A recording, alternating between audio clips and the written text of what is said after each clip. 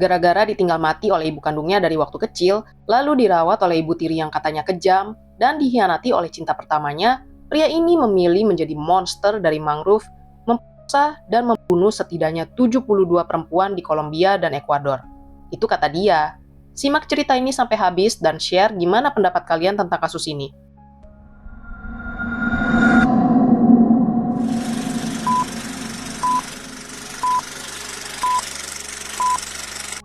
Cerita hari ini adalah tentang Daniel Camargo Barbosa yang lahir pada tanggal 22 Januari tahun 1930 di Alabama, Kolombia, dari pasangan Daniel Camargo Briceño dan Teresa Barbosa. Nah, ayahnya itu adalah seorang pengusaha yang sudah mempunyai satu anak perempuan dari pernikahan sebelumnya. Karena nama ayah dan anak ini sama-sama Daniel Camargo, kita sebut aja ayahnya itu Daniel Senior dan anaknya itu Daniel Junior. Waktu si Daniel Junior ini baru berusia 1 tahun, ibunya meninggal dunia. Dan akhirnya si Daniel Senior itu menikah dengan seorang remaja bernama Dioselina Fernandez. Sebenarnya masa kecil Daniel Junior itu lumayan suram, karena bapaknya itu terlalu fokus sama bisnisnya, sampai-sampai hubungan ayah dan anak ini jadi jauh, baik secara psikis maupun secara psikologis. Karena itulah, orang yang berperan besar dalam masa kecil Daniel Junior adalah ibu tirinya, Dioselina. Nah, pada dasarnya, Dioselina ini suka banget sama anak-anak, dan dia pengen banget punya anak, tepatnya anak perempuan. Namun, dikarenakan dia mempunyai masalah kesuburan, Dioselina nggak bisa punya anak dari rahimnya sendiri. Dan entah kenapa, ini dilampiaskan kepada si Daniel Junior. Hubungan Dioselina dan Daniel Junior ini sebenarnya head and love relationship. Karena di satu sisi, Dioselina itu sangat terobsesi sama anak tirinya ini, tapi di sisi lain, dia juga kasar, keras, dan suka memperlakukan Daniel Junior seperti boneka yang bisa dia kendalikan. Nah, karena dia sukanya sama anak perempuan, Dioselina ini sering memaksa Daniel Junior untuk mengenakan pakaian perempuan. Dan itu ternyata menjadi salah satu hal yang paling menyakitkan dan paling membekas di diri Daniel Junior. Ya bayangin aja, Daniel Junior ini dipaksa ke sekolah dengan menggunakan rok dan juga pita rambut. Udah pasti dong di sekolahnya dia bakal ditertawakan dan diejek oleh teman-temannya. Nah, Daniel yang tadinya pintar dan pemalu mulai menutup diri. Dia nggak ngerti kenapa dia dihukum seperti itu. Dan dia mulai menyimpan rasa malu, marah, dan juga benci. Bukan cuma itu, ibu tirinya juga nggak segan-segan melakukan kekerasan fisik. Tamparan, teriakan, bahkan hukuman yang nggak masuk akal udah menjadi makanan dia sehari-hari.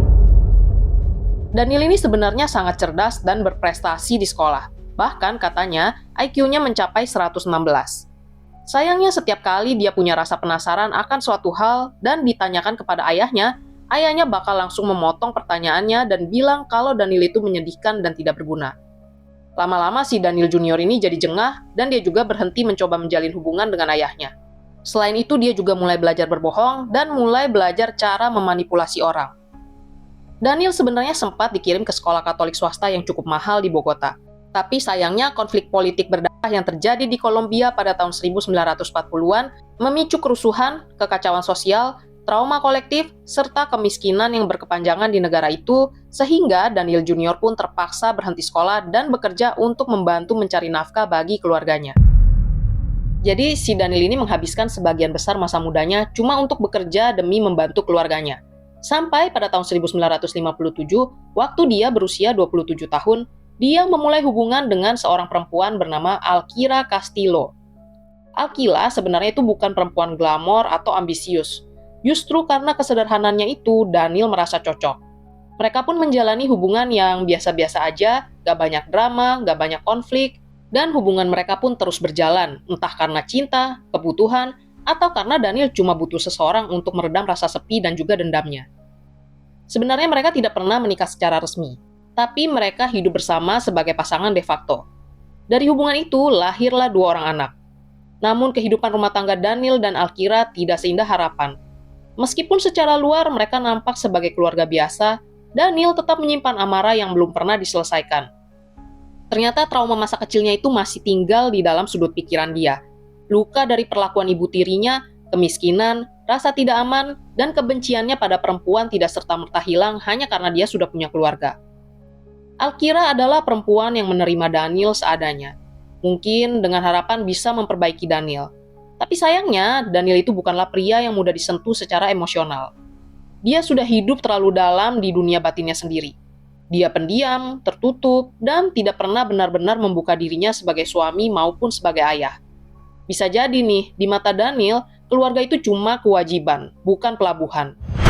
Hingga pada tahun 1962, Daniel bertemu dengan perempuan lain yang bernama Esperanza. Nah, dari sini, hubungan dia dengan Alkira itu perlahan-lahan memudar. Kalau waktu bersama Alkira, Daniel masih mencoba hidup normal, tapi waktu bersama Esperanza, dia mulai berjalan ke arah yang gak bisa lagi diputar balik. Ke arah kehancuran. Ke arah kejahatan. Kau tahu apa yang paling menghancurkan? Bukan kehilangan, tapi dikhianati oleh harapan. Begitulah kira-kira kalau Daniel Camargo bisa merangkum pertemuannya dengan Esperanza dalam satu kalimat. Namanya sendiri, Esperanza, secara harafiah berarti harapan. Tapi dalam hidup Daniel, dia adalah harapan yang berubah menjadi pemantik api. Awalnya hubungan Daniel dan Esperanza berjalan baik-baik saja, sampai suatu ketika Daniel mengetahui suatu hal yang sangat mengganggu pikirannya. Esperanza bukan seorang perawan. Daniel benar-benar kecewa. Jadi dia mulai memanipulasi Esperanza, mengatakan bahwa wanita itu dapat menebus ketidakperawanannya dengan cara memberinya perawan. Gila banget ini sih sebenarnya pola pikirnya. Dan entah kenapa si Esperanza itu setuju dan mereka pun menjadi rekan dalam kejahatan. Mereka berdua pun mulai menyusun rencana dan juga membagi peran masing-masing. Si Esperanza akan berperan untuk membujuk anak-anak perempuan dari kalangan miskin, menjanjikan mereka pekerjaan dan juga bantuan. Nah, setelah korban berhasil dikelabui dan mengikuti Esperanza, Daniel yang nantinya akan membawa mereka ke tempat sepi, lalu memperkosanya. Kejahatan mereka ini terus berlangsung sampai 5 gadis menjadi korban dalam waktu yang relatif singkat. Tapi tidak ada kejahatan yang sempurna. Pada korban ke-6, gadis itu berhasil melarikan diri dan juga melapor ke polisi. Mereka berdua pun ditangkap, dan pada tahun 1964, Daniel dipenjara selama 3 hingga 8 tahun karena pemerkosaan. Bagi sebagian orang, ini seharusnya menjadi akhir. Tapi bagi Daniel, penjara justru menjadi awal dari evolusi yang lebih mengerikan. Di dalam sel, dia membaca lebih banyak buku, psikologi, filsafat, bahkan agama. Tapi bukan buat introspeksi, melainkan untuk mempelajari bagaimana berpura-pura menjadi orang baik. Setelah keluar dari penjara sekitar tahun 1973, Daniel nampak seperti pria yang tenang dan juga menyesal. Dia mulai bicara sopan, tidak kasar, bahkan terlihat seperti orang yang berusaha memperbaiki hidupnya. Tapi tentu aja semua itu cuma topeng. Di balik tatapan kalemnya, ternyata Daniel menyimpan rencana yang jauh lebih mengerikan dari apa yang pernah dia lakukan sebelumnya. Dulu, dia cuma melecehkan korbannya. Tapi sekarang, dia sudah belajar dari kesalahan dia sebelumnya. Kalau korbannya dibiarkan hidup, mereka mungkin aja melarikan diri dan juga melapor pada polisi. Daniel pun mulai mengembangkan modus baru. Dia menyamar sebagai sales, pengemis, atau bahkan relawan sosial tergantung situasi yang sedang dia hadapi. Nah, dia bakal mendekati gadis-gadis muda yang sendirian, biasanya anak-anak dari keluarga miskin. Lalu dia akan membujuk mereka dengan menjanjikan pekerjaan, makanan, atau hadiah. Karena dari kecil dia kan udah belajar cara berbohong dan cara memanipulasi orang, dan dia kembangkan bakat dia waktu dia di penjara. Makanya dengan mudah dia memikat dan menjerat para korbannya.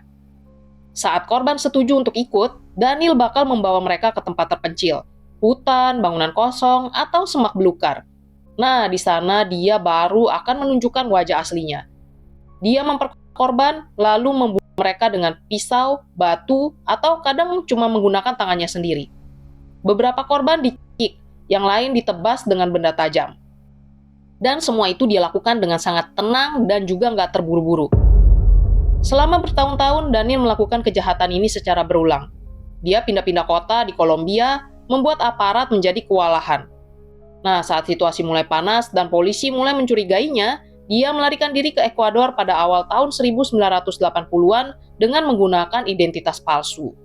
Dan di sanalah kebrutalannya justru meningkat.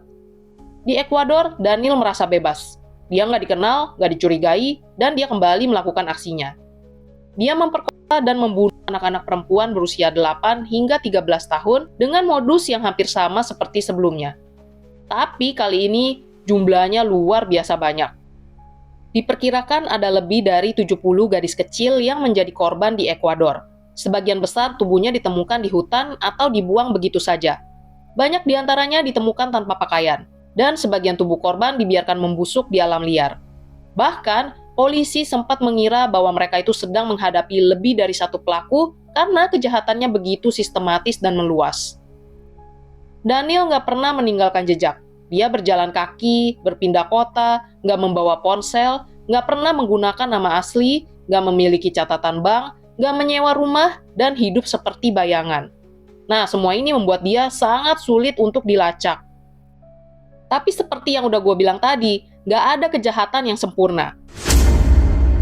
Pada tanggal 26 Februari tahun 1986, seorang gadis kecil ditemukan selamat setelah nyaris menjadi korban Daniel. Akhirnya si gadis kecil itu pun memberikan petunjuk kepada polisi, dan hari itu juga Daniel berhasil ditangkap di Guayaquil, Ekuador. Saat ditangkap, Daniel tidak melakukan perlawanan sama sekali. Dia malahan tersenyum dan berkata, Kalian butuh waktu lama untuk menemukanku. setelah ditahan, Daniel mengaku telah membunuh lebih dari 70 anak perempuan di Ekuador dan sekitar 30 lagi di Kolombia. Setelah ditangkap dan disidang, akhirnya pada tahun 1989, Daniel Camargo Barbosa dijatuhi hukuman hanya 16 tahun penjara. Kalau kalian kecewa, ya sebenarnya gue juga kecewa sih ngedengar itu. Tapi, waktu itu, hukuman 16 tahun penjara merupakan hukuman maksimum yang tersedia untuk pembunuhan di Ekuador. Dan di sana itu waktu itu tidak ada hukuman mati. Tapi toh si Daniel akhirnya nggak sempat menyelesaikan hukuman dia yang 16 tahun itu di penjara. Karena nyawa Daniel akan berakhir di tangan salah satu teman selnya. Jadi waktu itu pada bulan November tahun 1994, teman selnya Daniel memaksa dia untuk berlutut. Kemudian si teman selnya itu berkata, inilah saatnya balas dendam. Lalu dia menikam Daniel sebanyak 8 kali sampai si Daniel itu tewas. Bahkan ya setelah tewas, kupingnya dipotong lalu disimpan sebagai piala. Waktu ditanya tentang hal itu, teman satu selnya Daniel mengatakan bahwa bibinya adalah salah satu korban dari Daniel. Daniel Camargo Barbosa akhirnya tewas di usia 64 tahun dan dimakamkan di kuburan massal karena nggak ada yang mau datang dan ngambil jasadnya untuk dimakamkan. Meskipun Daniel Camargo Barbosa akhirnya mati di balik jeruji besi, tapi kejahatannya tetap membekas di hati banyak orang di Kolombia dan juga Ekuador.